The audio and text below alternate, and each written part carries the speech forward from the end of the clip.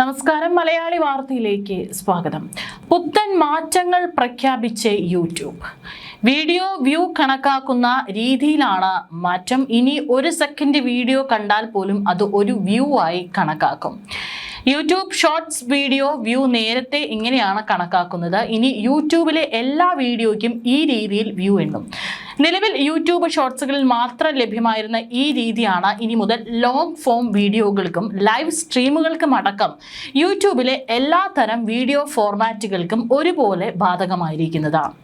വിവിധ ഫോർമാറ്റുകൾക്ക് വെവ്വേറെ രീതിയിൽ വ്യൂസ് എണ്ണുന്നത് ക്രിയേറ്റർമാർക്കിടയിൽ വലിയ ആശയക്കുഴപ്പത്തിന് വഴിവെച്ചിരുന്നു. തങ്ങളുടെ ഉള്ളടക്കം എത്രത്തോളം ആളുകളിലേക്ക് കൃത്യമായി എത്തുന്നുണ്ടെന്ന് മനസ്സിലാക്കാനാണ് ഈ പുതിയ അപ്ഡേറ്റിലൂടെ യൂട്യൂബ് ലക്ഷ്യമിടുന്നത്.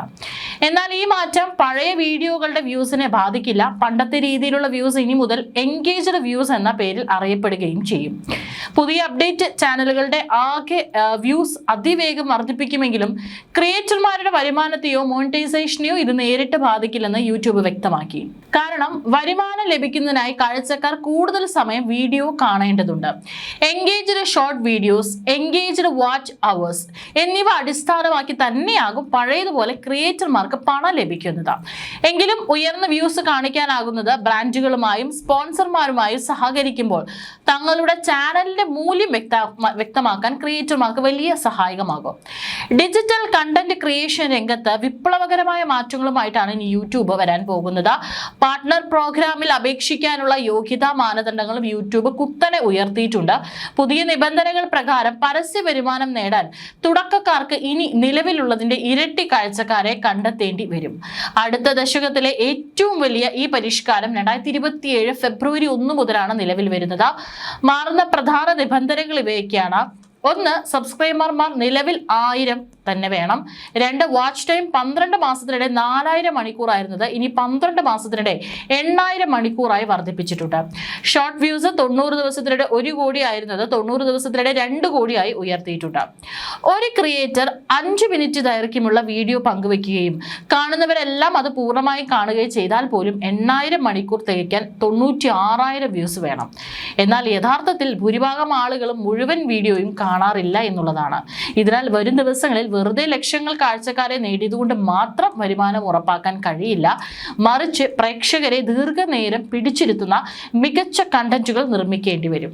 നിലവിൽ യൂട്യൂബ് പാർട്ട്ണർ പ്രോഗ്രാമിൽ അംഗങ്ങളായവരെ പുതിയ നിയമങ്ങൾ ബാധിക്കില്ല. എങ്കിലും ഷോർട്സ് വീഡിയോകളിലൂടെ വരുമാനം നേടുന്നവർക്ക് പുതിയൊരു നിബന്ധനയുണ്ട്. അവർ ഓരോ 90 ദിവസത്തിലും തുടർച്ചയായി 1 കോടി വ്യൂസ് നിലനിർത്തണം.